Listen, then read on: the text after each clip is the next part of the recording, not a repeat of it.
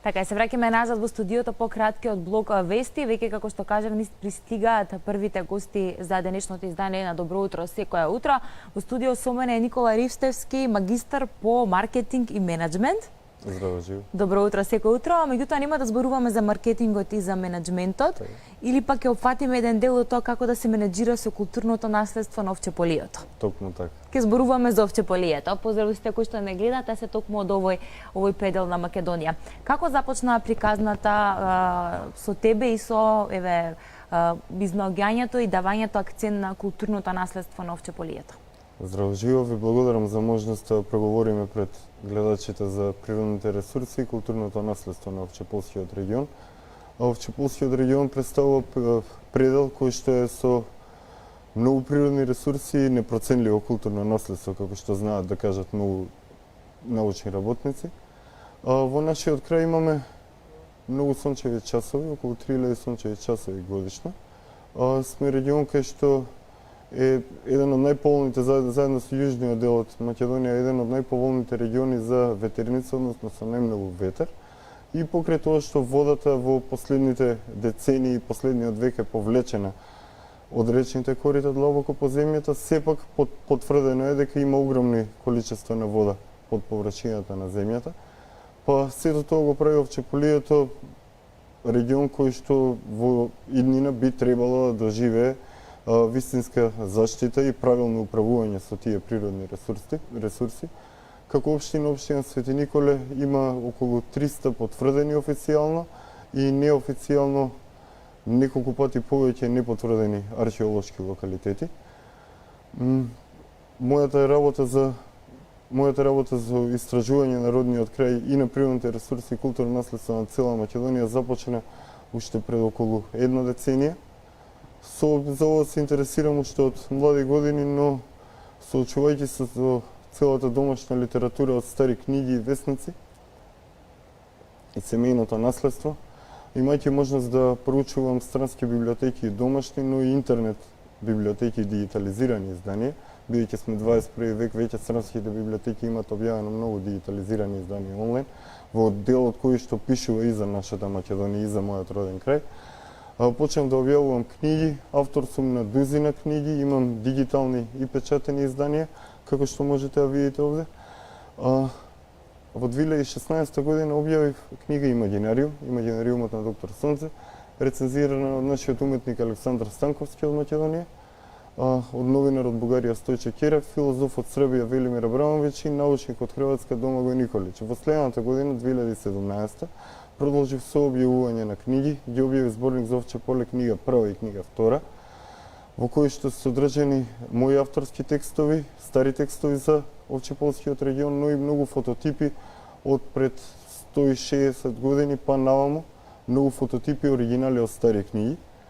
Таа едиција во следната 2018 година доби свој трет дел, значи во 3 зборници за Овчеполе на околу 600 страни, возможувам увид во ретки податоци и информации на 5-6 стари јазици и денешен современ македонски јазик.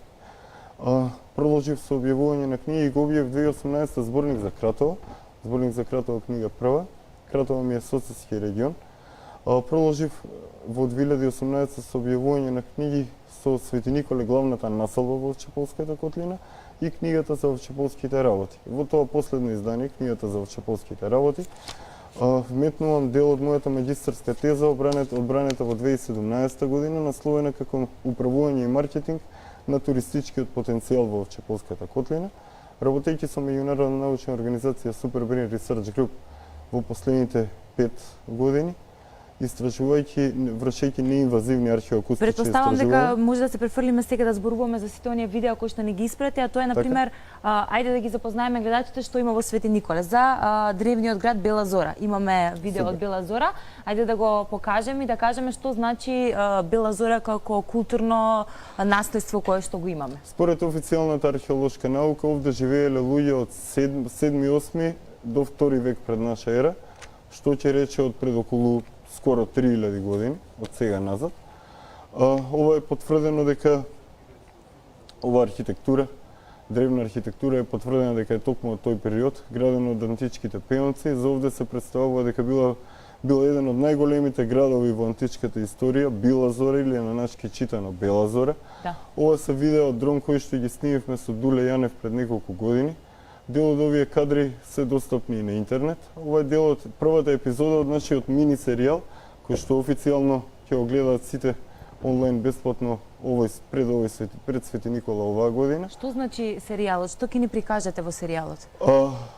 Видео Ова е дрон. една античка населба, Ова е така? една античка населба, снимена од дрон, археолошки локалитет, за кој што се надеваме дека ќе доживее соодветна заштита и во догледно време дека ќе може и туристите како што доликува да го посетуваат ова место. До сега не е заштитен никако на никого. Вршени се заштитување на археолошкиот локалитет, но далеко од она што е навистина потребно, затоа што градбата за волја на вестината се распаѓа.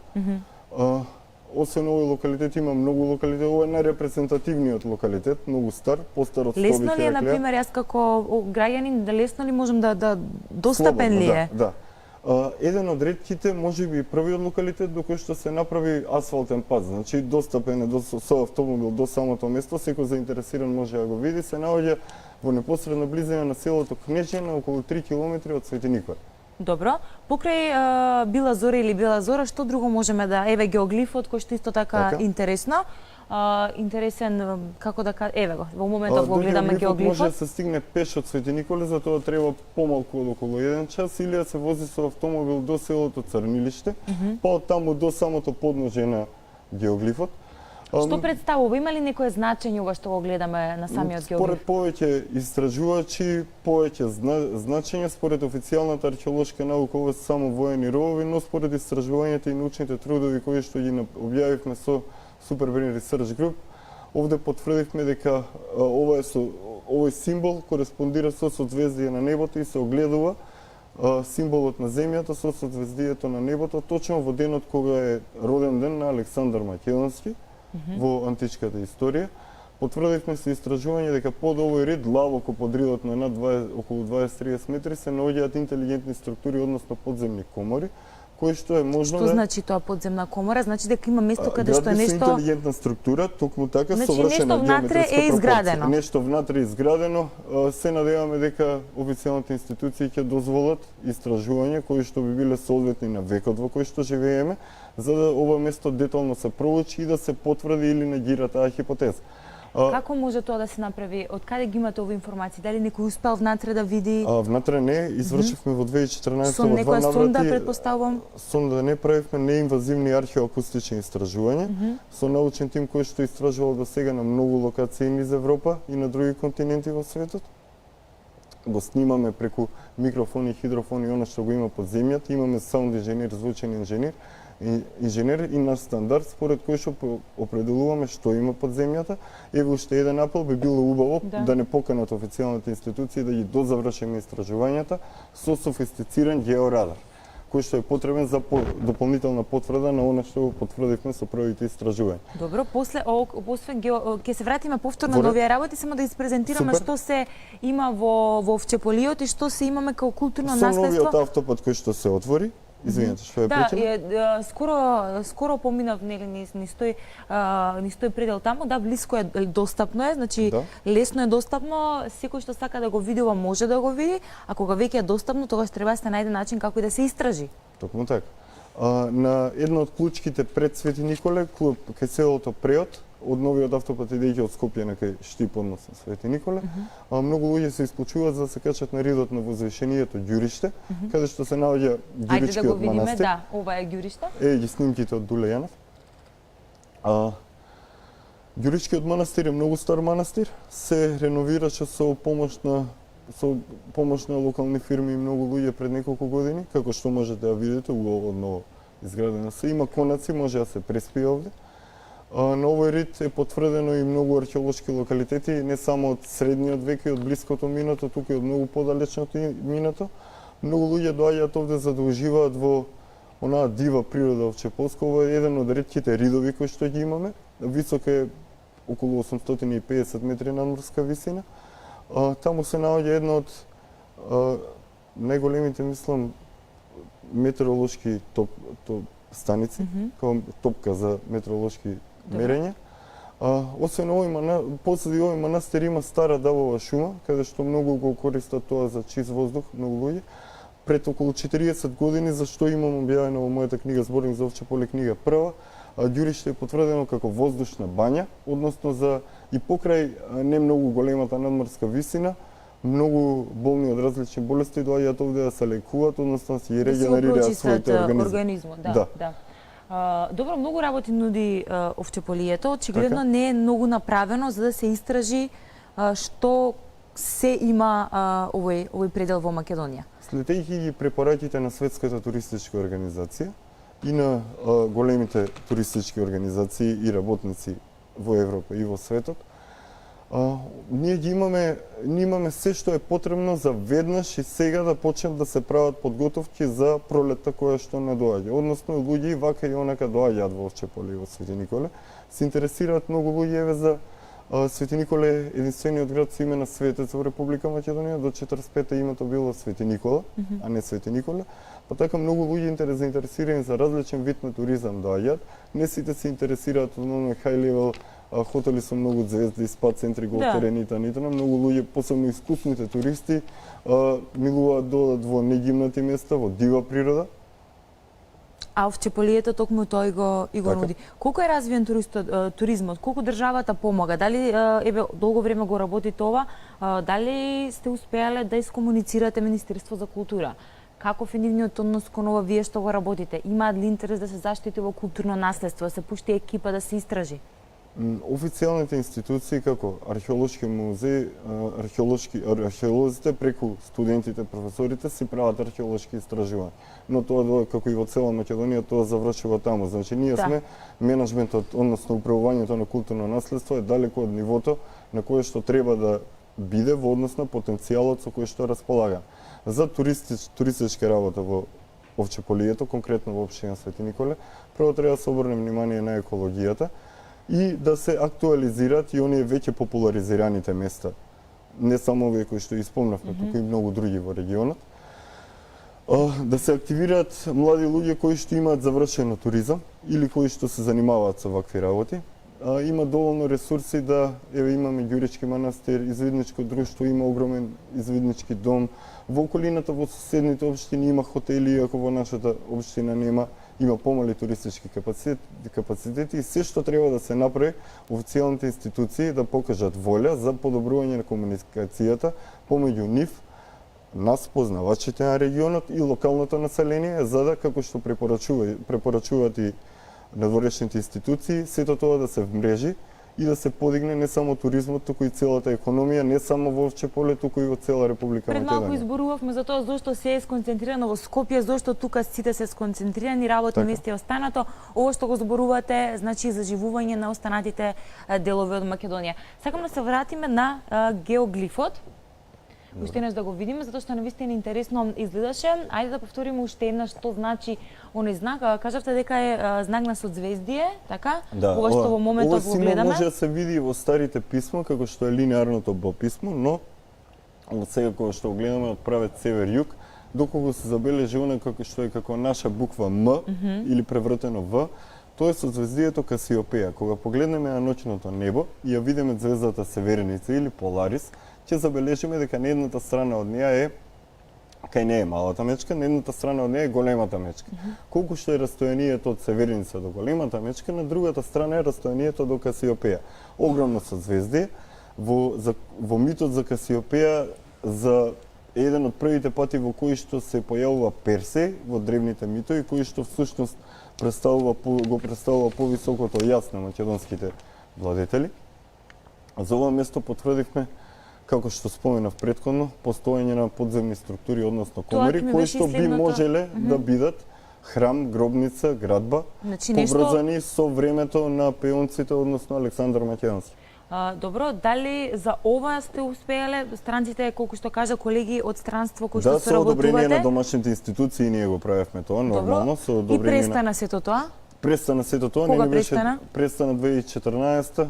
Ние продолживме да објавуваме научни трудови и во наредните години, следната година Кој беше образложението? Зошто ви кажа престанете со Официјалната истражување? наука, официјалната археологија се уште археоакустиката не ја признава како официјален дел од науката. Ние сме мултидисциплинарен научен тим.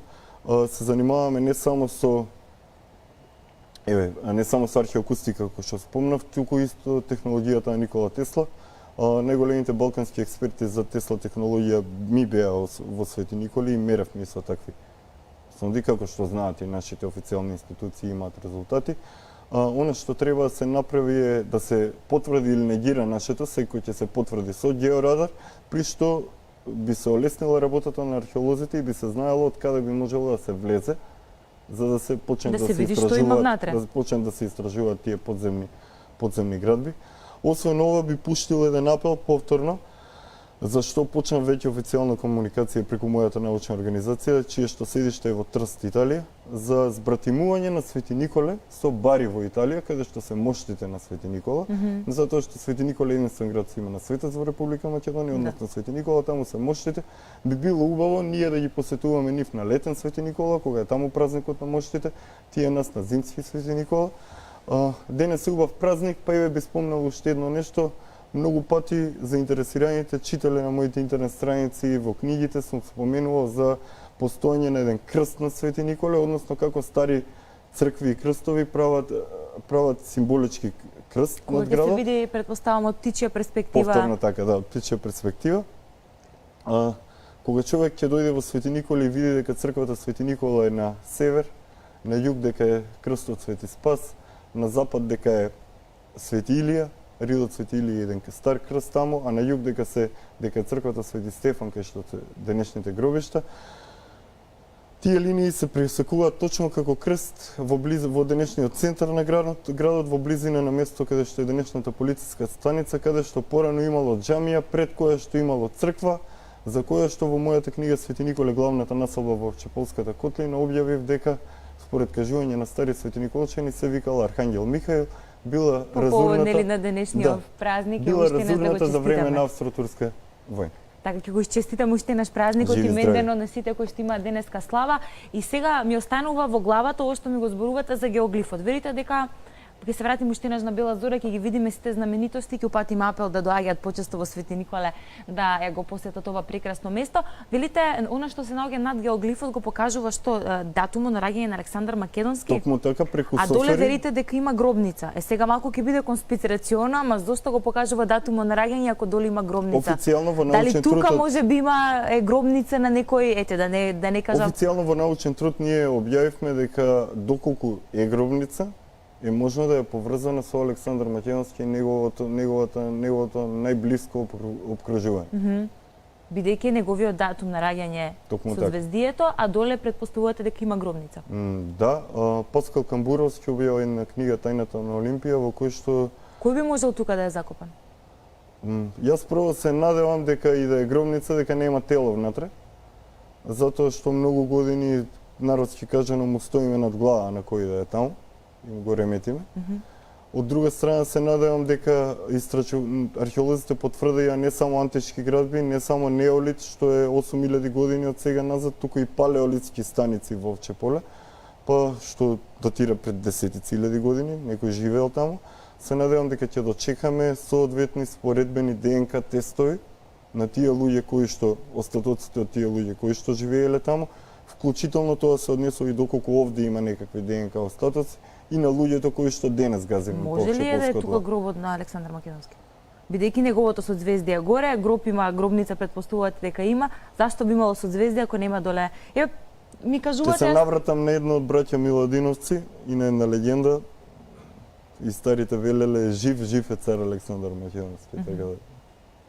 Добро, што друго би препорачале? Ајде уште неш да го видиме Била Зора, нека вртат сите оние знаменитости од Свети Николе, да сублимираме, ете што уште е напел со сакате да... Би било убаво официјалните институции, но и локалното население и сите кои што го слушаат и го гледаат ова, малку да помислат дали нас секогаш ни требаат странски фондови итана, или треба да почнеме да се стремиме кон самоиздржливост, односно да ги видиме ресурсите со кои што располагаме, да почнеме да ги менаџираме, односно понашки управуваме соодветно, пак ќе повторам, на 21 век, 2020 иде, и да го употребиме ова разумно, без премногу комерцијализирање и непотребно експлоатирање, за да овозможиме официјално според Светска туристичка организација на светско ниво туризмот донесува 1 од 10 вработување, ние можеме да придонесеме многу повеќе, па така и задржување на кадарот квалитетен кој што го имаме, но и на враќање на многу наши кои што се